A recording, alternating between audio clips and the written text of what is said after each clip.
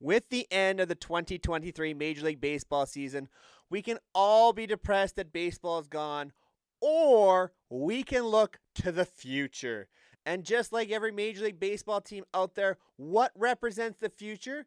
Your first round pick. And 2023 may end up being one of the best first round classes of all time because of the fact the COVID draft was thrown off. There were so many more high school prospects that went the college route, and that led to so much talent being available in the 2023 Major League Baseball draft. And the best thing about baseball draft, those prospects get into the minor league system right away. So let's take a look at how each team's first round pick did in the minor leagues this year. Let's go. We'll kick it off with the number one overall pick, Pittsburgh Pirates starting pitcher Paul Skeens. Now, Skeens didn't pitch a lot in the minors like many pitchers, only 6 2/3 inning. He had a 5.40 ERA, but you have to keep in mind he had one really rough start in Double-A, and of course, in 6 innings, that blows the ERA up quite quickly.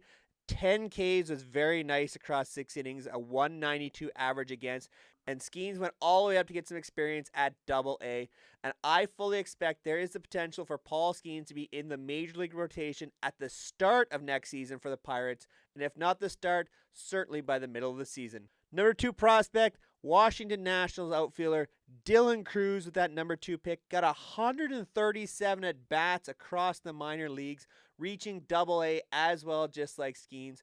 292 average, an 844 OPS, very impressive, along with 5 home runs and 29 RBIs. Cruz showed all kinds of talents and looks like he could be up in the Nationals potentially next year as well.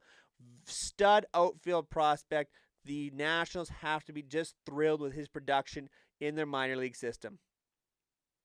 The number 3 pick was high school outfielder Max Clark to the Detroit Tigers. He only went up to A-ball. He had some struggles in the minor leagues, as to be expected for a high schooler. 85 at-bats, 224 average. The nice OPS, still 759 OPS, so he's still showing some production of getting on base. 2 home runs, nice 19 RBIs in those 85 at-bats. Max Clark certainly looked like he belonged in the minor leagues to start. Looked very good in professional baseball. He's going to evolve as the year goes on. Not as productive as someone like Cruz because of the inexperience as a high schooler, but he'll get there soon enough. The number 4 pick, the Texas Rangers picked up outfielder Wyatt Langford, and Langford was an absolute stud, reaching Triple-A. 161 at-bats, a 360 average across the minor leagues, 1157 OPS, 10 home runs, 30 RBIs. He played tremendous defense as well. This guy looks like he is going to be the future for the Texas Rangers in the outfield, and that is saying something after you watch Evan Carter through the playoffs. Adolis Garcia has blossomed into a star. Wyatt Langford is going to join them very soon, potentially as early as next season. Number 5 pick was outfielder Walker Jenkins, another high school outfielder, but Jenkins outperformed Max Clark. He as well only reached A-ball, but at 105 at-bats with a 362 average, 988 OPS, 3 home runs, 22 RBIs. Jenkins looked very, very comfortable in his first taste of professional baseball and will be someone who will look to move quickly up the ranks of the Minnesota Twins organization. The number 6 pick was shortstop Jacob Wilson, the son of Jack Wilson. When we went to the Oakland Athletics, he went to high A-ball, got 99 at-bats, 333 average, and 866 OPS. Not known for a ton of pop. That might develop over time, but 1 home run, 13 RBIs. Jacob Wilson is very much a solid glove with a good bat. A lot of contact. Hopefully to produce a little bit of power, but look very good in the minors. They've very much established themselves in the Oakland Athletics system, someone they can build around in the future, potentially in Las Vegas after the move. The number 7 pick was Cincinnati Reds pitcher Rhett Lauder, and Rhett Lauder, like some pitchers, just did not pitch in the minor league system. The number 8 pick catcher Blake Mitchell to the Kansas City Royals, who played only at rookie ball, very sparingly as well. 34 at-bats, only a 147 average in those at-bats, a 599 OPS, no home runs, 3 RBIs. Blake Mitchell was considered a reach when he was selected at the number 8 pick. The Royals are trying to spread their money out, it seemed, in this draft, and it just didn't really seem to fit very much with Blake Mitchell going number 8 to save some money. Probably drafted out of slot. He had some struggles at rookie ball. We'll see what he can produce across the Royals minor league system next season. The number 9 pick to the Colorado Rockies, pitcher Chase Dollander, also did not play in the minor leagues after being selected. The number 10 pick went to the Miami Marlins, and that's pitcher Noble Meyer. And Meyer looked very good. 11 innings, a 4.09 ERA. So like Paul Skeens, not a lot of innings, had one really bad outing. 15 strikeouts, so he showed the swing and miss stuff. At 256 average against him. He's not going to move as quickly through the system like the number 1 pick, Paul Skeens. He reached A-ball this year. Expect to see more from Noble Meyer and the Marlins next season.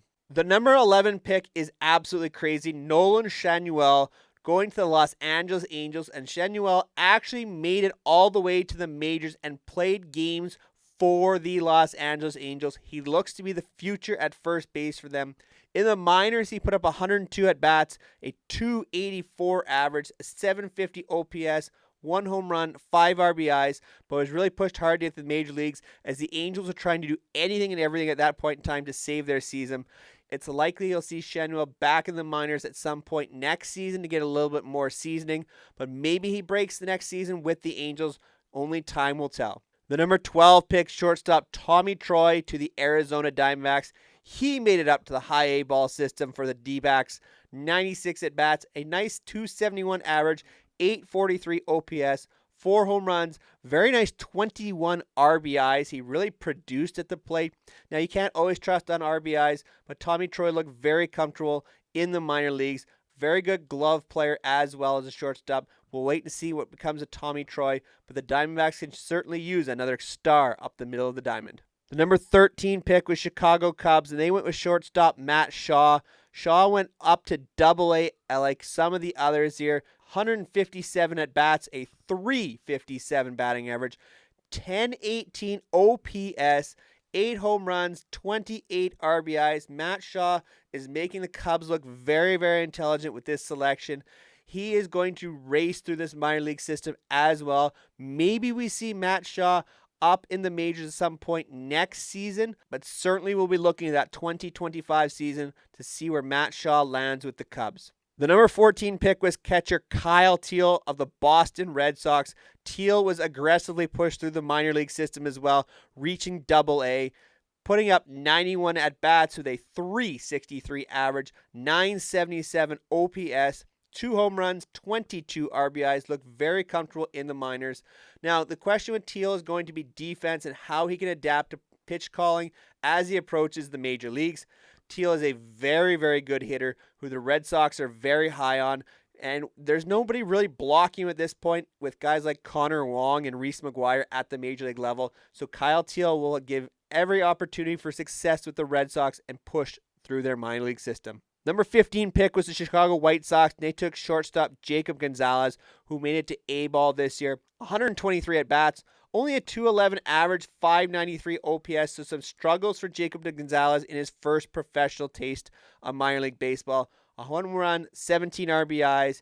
He had some struggles, but was seeming to put it together towards the end of the minor league season, so we'll see what the White Sox do with Jacob Gonzalez next season. The number 16 pick went to the San Francisco Giants, and that was first baseman and pitcher Bryce Eldridge. Now, Eldridge did not pitch at all in the minor leagues. He went to A-ball strictly as a hitter, 109 at-bats, a 294 average, 905 OPS, and showed tremendous power, 6 home runs, 18 RBIs. It'd be very interesting to see what the Giants do with Eldridge. He's considered a very good starting pitching prospect as well.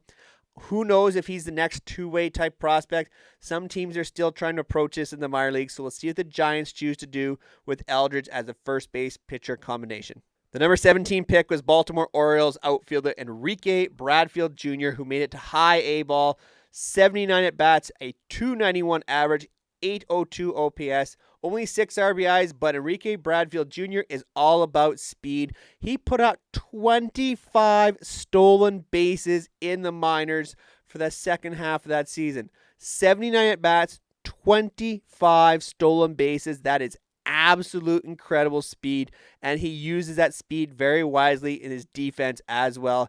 Sky is the limit in terms of speed with Bradfield Jr. He'll be a very exciting prospect for the Orioles.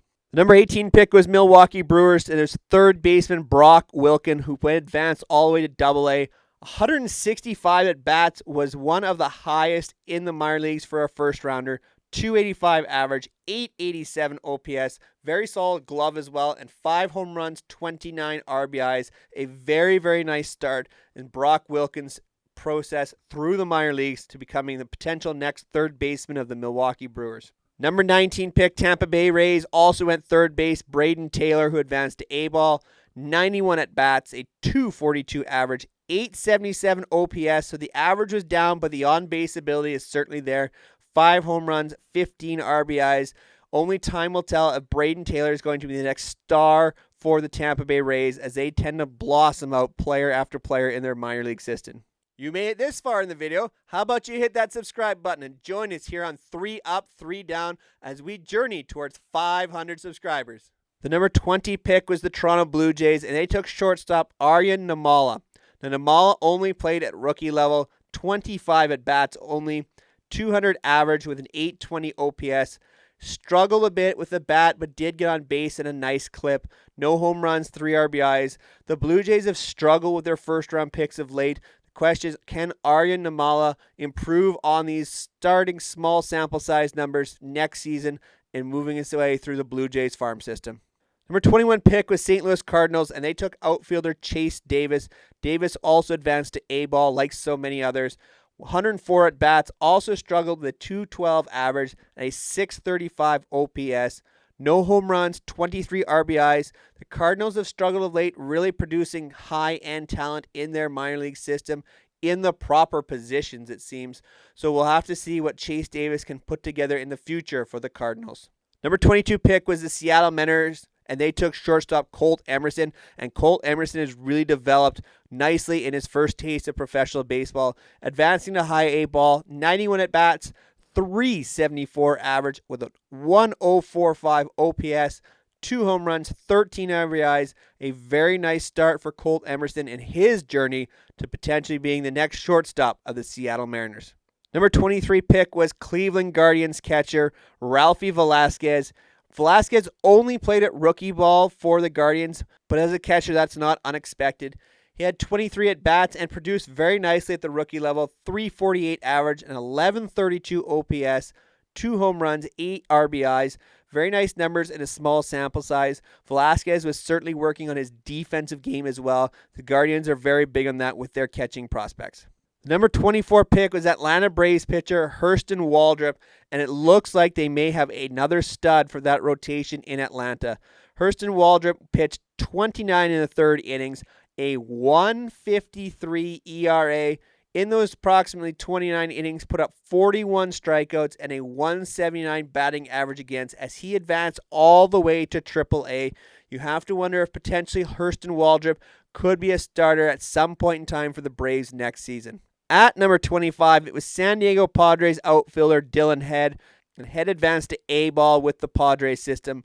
105 at-bats with a 267 average, 763 OPS, 1 home run, 11 RBIs. The question will be the strikeout rate. It was not looking great for Head, so we'll see what he can produce in the Padres system in years to come. Number 26 pick was George Lombard Jr., New York Yankees. As a shortstop, Lombard Jr. advanced to A-ball. 45 at-bats only, but a very nice 311 average, 822 OPS. No home runs, but 6 RBIs. Very much a contact hitter, working with a nice glove and developing some speed there as well for the Yankees. So we'll see what the Yankees develop in George Lombard Jr. over the next few years. The number 27 pick was shortstop Aiden Miller by the Philadelphia Phillies. He advanced to A-ball and in 66 at-bats, put up a 303 average, 804 OPS, no home runs, 2 RBIs. Very good contact hitter. Miller is very good defensively as well. We'll see where he grades out in terms of positioning, if he can stick as a shortstop and develop a little pop in that bat over the next few years. And the last pick of the first round was shortstop Bryce Matthews by the Houston Astros. Matthews advanced to A-ball with the Astros organization. 125 at bats, a 208 average, 717 OPS. So he was getting on base, but not hitting the best. Did show some pop though, 4 home runs, 11 RBIs. So we'll need to see some development in the contact ability of Matthews over the next few years through the Astros farm system. But it looks like a very nice prospect indeed. So there you have it, the future of Major League Baseball in the first round of 2023. A lot of very impressive prospects here. Some surprises along the way. Matt Shaw has really developed for the Cubs. It's going to be very exciting to see what guys like Wyatt Langford potentially could do next season, as well as Dylan Cruz and Paul Skeens maybe making the major leagues potentially at the start of even next season. It's going to be very, very exciting to watch these prospects develop. I'm so excited. I hope you are too. And of course, if you're into all kinds of baseball content, make sure you are following along here on 3 Up, 3 Down. We have all kinds of off-season content coming up. Make sure you go check out some of my World Series videos as well if you haven't got all caught up on that. We're pushing forward here to new heights we haven't seen in the channel, so I hope you're here for along with the journey and share this out with all of your baseball friends. Until next time, take care, everyone.